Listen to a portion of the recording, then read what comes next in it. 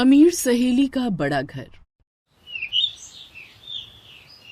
क्या हुआ माँ, बहुत परेशान लग रही हो? बेटी, आज हमारे घर में अन्न का एक दाना भी नहीं बचा। माँ तुम फिक्र मत करो, आज हमें बहुत बड़े घर से एक इनविटेशन मिला है। हमारे स्कूल में एक लड़की पढ़ती है, उसके पापा के इस शहर में बहुत सारे होटल हैं। उसने आज हम सभी कॉलेज के स्टूडेंट्स को इनवाइट किया है माता पिता के साथ। आपको भी मेरे साथ चलना होगा। ठीक है बेटी, तो जल्दी से तैयार हो जाओ, शाम को ही हमें निकलना है। दोनों फटे पुराने गरीबों वाले कपड़े पहनकर उस अमीर लड़की रागिनी के घर के बाहर पहुंचे। बंगला देखकर उसकी माँ की आंखें खुली की खुली रह गईं। वो बिल्कुल व्हाइट हाउस जैसा लग रहा था। क्या हुआ माँ? ऐसा बंगला मैंने आज तक नहीं देखा ममता। खैर, जैसे दोनों माँ बेटी उस बंगले के अंदर गए तो देखा चारों तरफ एक से एक अमीर इंसान था। सबने महंगे महंगे कपड़े पहन रखे थे। तभी रागिनी उनके पास आई। दोस्तों, ये देखो, हमारे कॉलेज की सबसे होनहार लड़की। जोरदार तालियों से इनका स्वागत करो। सभी लोग उन दोनों को अजीब नजरों से देखने लगे, लेकिन रागिनी के कहने पर सब जोर जोर से तालियां बजाने लगे। बेटी, तुम्हारी सहेली इतनी अमीर होने के बावजूद कितनी संस्कारी है। हम गरीबों की भी कितनी इज्जत कर रही है। खैर, थोड़ी देर बाद खाना शुरू हुआ। सभी लोग खाने की लग्जरी टेबल्स पर बैठ गए और वेटर उन्हें खाना सर्व करने लगे। ममता भी अपनी माँ को लेकर एक टेबल पर बैठ गई। तभी रागिनी और उसकी माँ उसके पास आई। रागिनी, इन्हें यहाँ बैठने को किसने कहा? इन्हें अपनी जगह दिखाओ। अब हाँ माँ, आप फिक्र मत करो, मैं देखती हूँ। ममता, आंटी, आप लोग यहाँ कहाँ बैठ गई अमीर लोगों के बीच? आप लोग यहाँ नीचे जमीन पर बैठ जाइए, आप लोगों की जगह यही है। ये तो किस तरह बात कर रही है? ममता, तुम बहुत मासूम हो।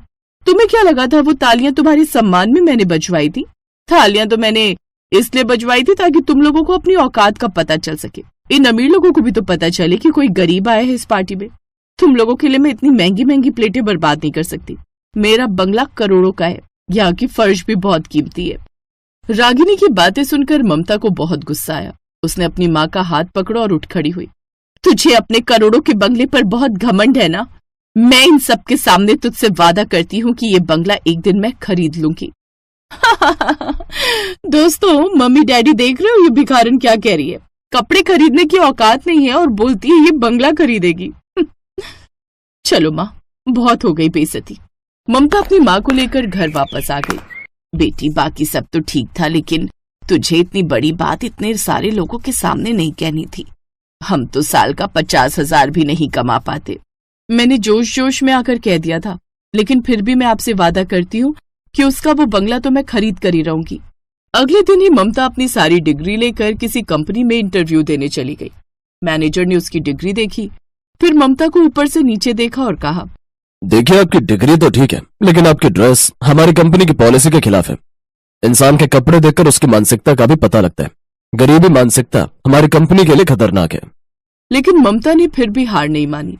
वो लगातार कई दिनों तक अलग अलग कंपनियों में इंटरव्यू देती रही, लेकिन उसे कहीं पर भी नौकरी नहीं मिली। जब काफी दिनों तक उसे कोई काम नहीं मिला तो वो अचानक किसी रेस्टोरेंट में पहुंच गई। उसका मालिक बहुत बुजुर्ग था। बेटी, मेरे यहाँ सारा स्टाफ फुल है, मैं तुम्हें बर्तन धोने का काम दे सकता हूँ। ठीक है बाबा, मैं ये काम करने को भी तैयार हूँ। तो अब ममता उस होटल में बर्तन धोने का काम करने लगी।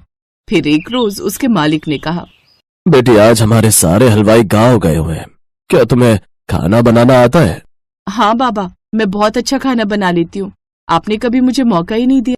देखो, मेरा भरोसा मत तोड़ना, क्योंकि आज हमारे होटल में इस शहर के बहुत बड़े आदमी आने वाले हैं। इस शहर में उनके सैकड़ों होटल हैं। खैर, ममता खुशी खुशी खाना बनाने लगी। थोड़ी देर में उनके होटल में उसकी सहेली रागिनी अपने माँ बाप के साथ आई। इसका मतलब बाबा रागिनी के पापा की बात कर रहे थे। रागिनी अपने माँ बाप के साथ एक टेबल पर बैठ गई, लेकिन उसने ममता को बर्तन धोते हुए और खाना बनाते हुए देख लिया था।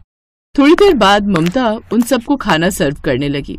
तू तो मेरा बंगला खरीदने वाली थी ना, और यहाँ पर बर्तन धो रही है, खाना बना रही है और हमारे लिए खाना सर्व कर रही है। बेटी, इन गरीबों के मुंह नहीं लगते, चुपचाप खाना खाओ। बेचारी ममता उस वक्त कुछ नहीं बोल पाई।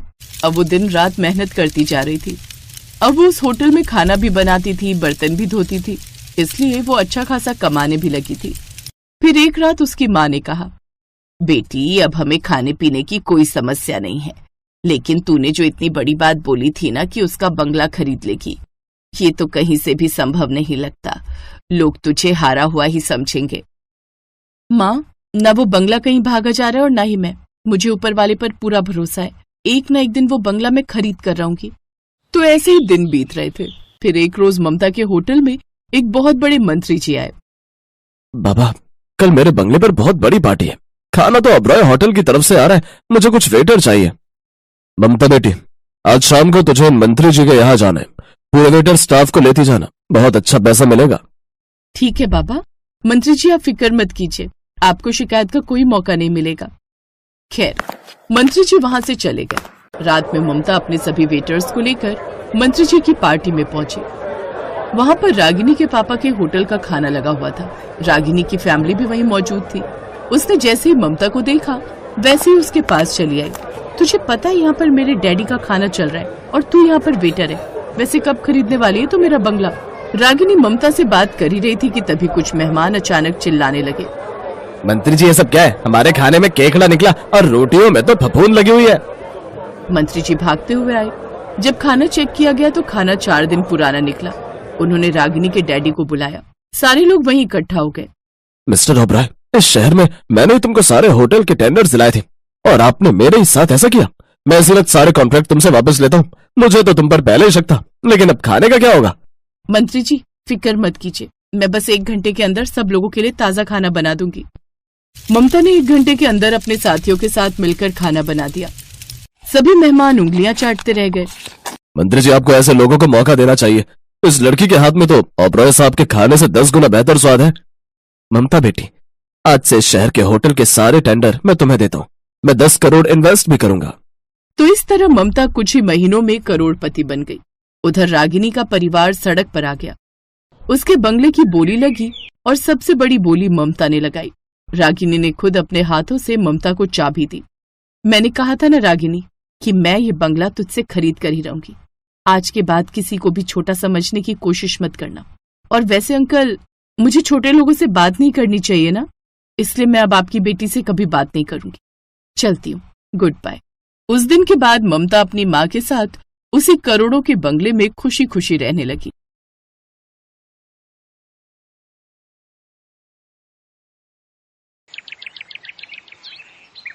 क्या हुआ मेरी जान, यूं मुंह लटका कर क्यों बैठी है? कुछ नहीं निधि, अगर तुझे बताऊंगी तो तू हंसेगी। अब बताएगी भी? मुझे ना अर्जुन से प्यार हो गया है, लेकिन वो गरीब घर से है। छी, तू क्या है यार, तुझे प्यार करने के लिए वही लड़का मिला था। उस जैसे गरीब लड़के को तो मैं नौकर भी ना रखूं। हाँ, माना कि दिखने में हैंडसम है, लेकिन फिर भी यार हमारे लेवल का नहीं है। तुझे कभी प्यार नहीं हुआ ना, तू इसलिए ऐसा कह रही है। मैं तो कहती हूँ तू उसका ख्याल अपने दिमाग से निकाल दे। कहाँ तो इतने बड़े बिल्डर की बेटी और कहाँ वो मामूली सी नौकरी करने वाला। तू नहीं समझ रही, वो मुझे बहुत अच्छा लगता है। अच्छा ठीक है, फिर चल अभी उससे जाकर कह दे। निधि सुप्रिया को लेकर अर्जुन के पास जाती है। मैं इन सब चक्करों में नहीं पड़ना चाहता। तुम इतनी अमीर लड़की को मना कर रहे हो अर्जुन, इसे तो तुम अपनी खुशकिस्मती समझो। मुझे अमीर लड़की नहीं चाहिए। मैं ऐसी लड़की से शादी करना चाहता हूँ जिससे मैं अपनी थोड़ी सी कमाई से भी खुश रख सकूं। और जानती हो सुप्रिया मैडम, मैं एक मिडिल क्लास घर में रहता हूँ जहाँ साधारण सा खाना पीना होता है, ना तो कोई गाड़ी और ना ही कुछ और। क्या तुम ऐसे रह पाओगी? ये सुनकर सुप्रिया घबरा गई। नहीं, मुझे नहीं पता था कि तुम इतने गरीब हो। मैं नहीं कर सकती इतने गरीब लड़के से शादी। देखा नहीं थी, गरीबी का नाम सुनकर ही वो पीछे हट गई। अच्छा तुम बताओ, क्या तुम मुझ जैसे गरीब से शादी कर सकती हो? तुम भी तो इतनी अमीर हो। बात निधि के स्वाभिमान की थी और वहाँ और भी कई लोग थे। हाँ, मैं तुमसे शादी करूंगी। और ये रही लिपस्टिक, अब इससे मेरी मांग भरकर सबके सामने मुझे स्वीकार करो। अर्जुन ने उस लिपस्टिक से ही उसकी मांग भर दी और वहां से जाने लगा। निधि भी उसके साथ साथ उसके पीछे पीछे जाने लगी। तुम मेरे पीछे पीछे कहाँ रही हो? अभी कुछ देर पहले तो तुमने मेरी मांग भरी, उस हिसाब से अब मैं तुम्हारी पत्नी हूँ। अब मैं तुम्हारे साथ तुम्हारे घर में ही तो रहूंगी। एक बार फिर सोच लो निधि। अब तो सोच लिया, और ये सब तुम्हें मेरी मांग भरने से पहले सोचना चाहिए था। अब तो तुम्हारी नाक में दम न कर दूं तो कहना। चलो देखते हैं कौन किसकी नाक में दम करता है। निधि अर्जुन के साथ उसके घर चली गई। घर आकर उसने सारी बात अपनी सास को बताई। अब शादी चाहे जिस भी हालात में हुई हो, लेकिन ये अब इस घर की बहू है। बहू, आज से वो वाला कमरा तुम्हारा है। अगली सुबह निधि सोकर उठी तो उसने अर्जुन से कहा, अर्जुन जाओ मेरे लिए चाय लेकर आओ, नाश्ता मैं बाद में करूंगी। यहाँ कोई नौकर नहीं है, यहाँ खुद ही चाय बनानी पड़ेगी। चलो उठो और जाओ और खुद जाकर कॉफी बनाओ। अच्छा ये बात है, ठीक है, मैं अभी चाय बनाकर लाती हूँ। निधि रसोई में गई और चाय में चीनी की जगह ढेर सारा नमक डालकर ले आई। जैसे ही सबने चाय पी, छी भाभी, ये आपने कैसी चाय बनाई है? क्यों तुम्हें चाय तक बनानी नहीं आती? हाँ नहीं आती, क्योंकि वहाँ सब काम मेरे घर के नौकर करते हैं। खाना बनाने के लिए अलग, साफ सफाई के लिए अलग, घर के हर काम के लिए अलग अलग नौकर। ये सुनकर सब चौंक गए कि उनके घर इतनी अमीर बहू आई है। फिर उसकी सास बोली, बहू कोई बात नहीं, मैं तुम्हें चाय बनाना सिखा दूंगी। हमारे घर में कोई नौकर नहीं है, इसलिए सारे काम हम सब मिलकर करते हैं। घर में सभी उसका खूब ख्याल रखते, लेकिन निधि थी कि वो तो जानबूझकर बस नुकसान पर नुकसान करती रहती। लेकिन अमीर घर से आई बहू ना तो वहां चैन से सो पाई और ना खा पाई, जिस कारण निधि की तबीयत बिगड़ गई। कई दिन बीत गए लेकिन वो ठीक नहीं हो पाई। देखिए, इनकी आंतों में बहुत ज्यादा इन्फेक्शन फैल गए, जो आसानी से ठीक नहीं होगा। उसे शहर के बड़े अस्पताल ले जाना होगा। निधि ने देखा कि सभी उसकी बड़ी चिंता कर रहे हैं। उसने अपनी सास सरला को अर्जुन से बात करते हुए सुना, माँ, बड़े हॉस्पिटल में दिखाने लायक हमारे पास पैसे कहाँ हैं? लेकिन इलाज करवाना भी तो जरूरी है, अगर तबीयत ज्यादा बिगड़ गई तो। नहीं माँ, मैं उसे कुछ नहीं होने दूंगा। वो इस घर की इज्जत है। लोग तो यही कहेंगे कि अमीर बहू का ख्याल नहीं रख पाए। मैं कहीं से पैसे उधार लेकर देखता हूँ, लेकिन अगर नहीं हो पाया तो मैं ये घर बेच दूंगा। लेकिन ये तो तेरे बाबा की आखिरी निशानी है ना। हाँ माँ, लेकिन अपनी पत्नी को बचाने के लिए मैं कुछ भी करूंगा। ये सब सुनकर निधि को बड़ा दुख हुआ। वो देख रही थी कि सब उसे कितना प्यार करते हैं। तभी वो अचानक से बेहोश हो गई। उसकी तबीयत ज्यादा बिगड़ने लगती है। अर्जुन जल्दी से उसे अस्पताल ले जाता है। वो अपना घर बेच देता है और उसका इलाज करवाता है। निधि का इलाज होता है और वो कुछ दिन बाद पूरी तरह ठीक हो जाती है। अस्पताल से लौटकर जब वो घर आती है तो देखती है कि उसका ससुराल एक झोपड़ी में बदल चुका है। अर्जुन, हमारा घर? अब हमें यहीं रहना होगा निधि। निधि को समझते देर नहीं लगी कि उसके इलाज की खातिर अर्जुन ने अपना घर बेच दिया है, जो कि उसके पिता की आखिरी निशानी थी। वो सबके साथ उसी झोपड़ी में रहने लगती है। कुछ दिन बाद अर्जुन का जन्मदिन था और निधि उसे कुछ ऐसा देना चाहती थी जिसे देख अर्जुन का चेहरा खिल उठता। कुछ दिन बाद, चलो तो अर्जुन, चलिए माँ जी, ननद जी, आप सभी अपनी आंखें बंद रखिएगा। ओफो, ये क्या बचपना है निधि, अब तो आंखें खोलने दो। अब सब अपनी आंखें खोलो। वो सब अपनी आंखें खोलते हैं तो सामने अर्जुन के जन्मदिन का केक रखा हुआ था और घर को सजाया हुआ था। लेकिन उससे भी ज्यादा हैरान वो सब ये देखकर थे कि वो सब उसी घर में खड़े हैं जो उन्होंने बेच दिया था। ये सब मेरे पतिदेव का जन्मदिन का तोहफा। इसका मतलब मेरी अमीर बहू ने अपना ससुराल खरीद डाला। आप सब मेरे लिए इतना कर सकते हो तो क्या मैं इतना सा नहीं कर सकती? उस रोज मैंने आप दोनों की सारी बातें सुन ली थी, लेकिन मैं कुछ कह पाती उससे पहले ही मैं बेहोश हो गई और जब होश आया तब तक बहुत देर हो चुकी थी। मेरे माँ बाप के मरने के बाद उनकी इकलौती बेटी होने के नाते सब कुछ मेरा ही था।